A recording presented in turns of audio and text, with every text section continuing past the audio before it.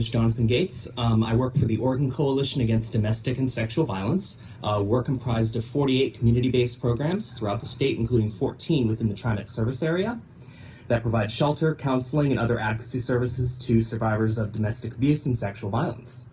I've come before you today to offer testimony in strong support of Opal's proposal for a robust, reduced fare program for low-income riders. We support this proposal because survivors of abuse are frequently also low-income and transit-dependent. The people we serve would greatly benefit from this proposal if TriMet implements it with eligibility criteria set at 200% of the federal poverty line. Now, the physical and emotional harms of experiencing abuse are pretty well understood by the general public. However, I'd like to call your attention to another kind of abuse that is not very often talked about in the general public discourse, and that's financial abuse. Now, regardless of prior socioeconomic status, many survivors of abuse are only able to get away with, literally, the clothes on their backs. That's not hyperbole, especially if a survivor is already experiencing homelessness, doesn't have a robust network of social support, or the abuser is using financial means to sabotage, control, and isolate them.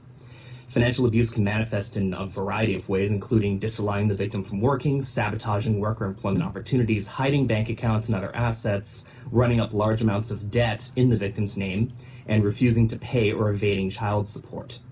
As a result, the challenges of escaping these forms of financial abuse are extremely daunting. Ruined credit, spotty work histories, and legal issues feed very real fears of homelessness.